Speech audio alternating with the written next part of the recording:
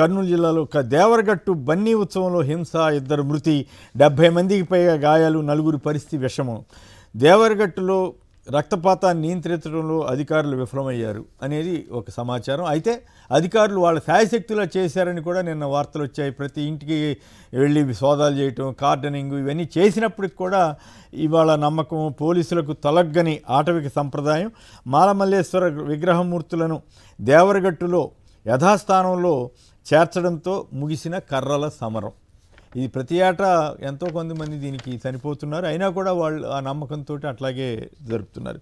చిత్తూరు జిల్లా వెదురుకొప్పంలో ఉద్రిక్తత.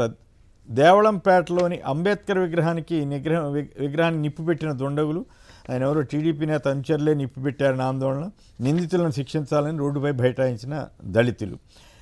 అట్లాగే నిందితులను అరెస్ట్ చేయాలని డీఎస్పీ, ఎస్ఐ కాళ్లపై పడిన దళితులు. చివరికి ఏపీలో పరిస్థితి ఏంటంటే ఓటేసుకోవాలనుకున్నా లేకపోతే ఇంకేదన్నా కూడా పోలీసు వాళ్ళ కాళ్ళ మీద జనం పడాల్సిన దుస్థితి ఏర్పడింది. మనం ఏం చేద్దాం.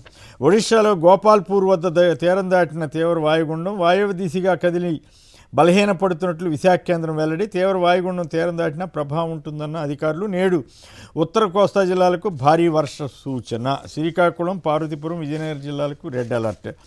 ఇక సొంతూరు కొండారెడ్డిపల్లిలో తెలంగాణ ముఖ్యమంత్రి రేవంత్ రెడ్డి గారు దసరా వేడుకలు జరుపుకున్నారు. కుటుంబ సభ్యులు, గ్రామస్తులతో కలిసి ఈ సంబరాలు చేసుకున్నారు. శ్రీ ఆంజనేయ స్వామి ఆలయంలో రేవంత్ రెడ్డి గారు ప్రత్యేక పూజలు చేశారు. అలాగే మైసమ్మ ఆలయంలో కూడా పూజలు చేశారు. కుటుంబ సభ్యులతో కలిసి జమ్మి చెట్టుకు కూడా ఆయన పూజలు నిర్వహించారు.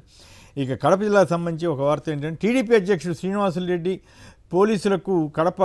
శ్రీనివాసులరెడ్డికి అలాగే పోలీసులకు కడప కోర్టు షాక్ ఇచ్చిందనేటువంటి ఒక వార్త. ఒక పోస్టు షేర్ చేస్తే అరెస్ట్ చేసి రిమాండ్ కోరడం ఏమిటని కడప కోర్టు ప్రశ్నించింది. శ్రీనివాసులరెడ్డి ఫిర్యాదుతో మాజీ ఉప ముఖ్యమంత్రి అంజాద్ బాషా పిఏ ఖాజాని పోలీసులు అరెస్ట్ చేశారు. కడప ఎమ్మెల్యే మాధవరెడ్డిపై టీడీపీ సీనియర్ మహిళలే ఆరోపణలు చేశారు. కొన్ని సీనియర్ నేతలు కొందరు సోషల్ మీడియాలో మాధవరెడ్డి తీరుని ఎండగట్టారు టీడీపీ మహిళలు. ఆ పోస్టుని షేర్ చేశారని చెప్పి వైసీపీ ఆయన్ని అరెస్ట్ చేశారు. ముందు కేసు పెట్టాల్సింది ఎవరి మీద? టీడీపీ మహిళల మీద కదా. వాళ్ళది కాకుండా వీళ్ళని అరెస్ట్ చేశారు. పైగా ఈ కేసులో దుర్మార్గం ఏంటంటే ఎల్లో మీడియా పత్రిక ఆ సిఐ మీద అట్లా అరెస్ట్ చేస్తావా అని ఎస్పీ గారు చర్య తీసుకుంటే ఆ సిఐ మీద వైసీపీ హయాంలో ఆయన ఇబ్బంది పడ్డాడు, ఇప్పుడు కూడా ఇబ్బంది పడతారని పెద్ద వార్త రాసిండు. ఇంత దుర్మార్గంగా అంటే ఒక ఎస్పీని కూడా ఆయన పైన ఆయన చేసుకునేవట్ల. చివరికి పైనుంచి ఏం ఒత్తిడి వచ్చిందో గంటలోనో ఒక రోజులోనే మళ్ళీ సిఐ గారు అక్కడికి వచ్చేసారట. ఇప్పుడేమైంది? ఆయన తీసుకెళ్ళి అరెస్ట్ చేసిన వాళ్ళని కోర్టు వదిలేసింది. ఏమని స్టేషన్ బెయిల్ ఇచ్చే కేసులో రిమాండ్ కోరటం ఏమిటని ప్రశ్న. 41A నోటీసులు ఇచ్చి విడుదల చేయాలని ఆదేశం. కోర్టు ఆదేశాలతో విడుదలైన అంజాద్ బాషా పిఏ ఖాజా. ఆంధ్రప్రదేశ్లో ఎలాంటి పరిస్థితులు ఉన్నాయో అని చెప్పడానికి ఇది ఒక ఉదాహరణ. ఇక P3 అంటే పబ్లిక్ ప్రాపర్టీపై ప్రైవేట్ పెత్తనం, పెట్టుబడి పెట్టకుండానే ఆధిపత్యం సాధించడం. ఇది ప్రైవేటీకరణ కన్నా ప్రమాదకరమైందని సిపిఎం కార్యదర్శి వి శ్రీనివాసరావు గారు అన్నారు. ఏపీలో మెడికల్ కాలేజీల ఈ పబ్లిక్ ప్రైవేట్ పార్టిసిపేషన్ కింద ఇవ్వటాన్ని ఆయన తప్పుపడుతూ అసలు ప్రైవేటైజేషన్ అయితే వాళ్ళే పెట్టుబడి తీసుకుంటారు, వాళ్ళే చేసుకుంటారు.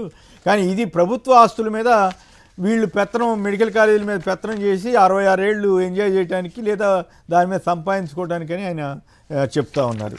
ఇక మరొక అంశం ఏంటంటే సోషల్ మీడియాలో సినిమాను కక్షగట్టి చంపేస్తే ఏమొస్తుంది, ఎంతమంది పొట్టగొడుతున్నారో మీకు తెలియడం లేదని పవన్ కళ్యాణ్ గారు ఇప్పుడు కాస్త బేలగా మాట్లాడారు. ఆయన చెప్పిన దాంట్లో నిజం ఉండొచ్చు, కానీ రాజకీయాల్ని సినిమాని మిక్స్ చేసి సినిమా డైలాగులు రాజకీయాల్లో చెప్పి రాజకీయ డైలాగులు సినిమాల్లో చెప్పి ఆయన చేసిన దానికి మరి మిగతా వాళ్ళు కూడా ఎందుకు ప్రత్యర్థులు కానీ సోషల్ మీడియా యాక్టివిస్టులు కానీ ఎందుకు ఊరుకుంటారు? సో న్యాచురల్లీ ఇప్పుడు ఆయన సినిమాల మీద ప్రభావం పడేసరికి ఇప్పుడు ఆయనకి ఆ విషయాలన్నీ గుర్తుకొస్తున్నాయని పలువురు వ్యాఖ్యానిస్తున్నారు. సోషల్ మీడియా యాక్టివిస్టులు కానీ వాళ్ళందరూ కూడా. ఇక తెలంగాణ వార్తలు. దిక్కుతోచని సర్కారుకు మేడిగడ్డే దిక్కంటూ నిన్న నమస్తే తెలంగాణ ఒక ఆసక్తికరమైన వార్త ఇచ్చింది. అట్లాగే మూసి అందాల రాశి అని చేస్తామని ప్రభుత్వం చెబుతూ ఉంది. 12లోగా ఫీజు రీయింబర్స్మెంట్ ఇవ్వాలనేది ఒకటి.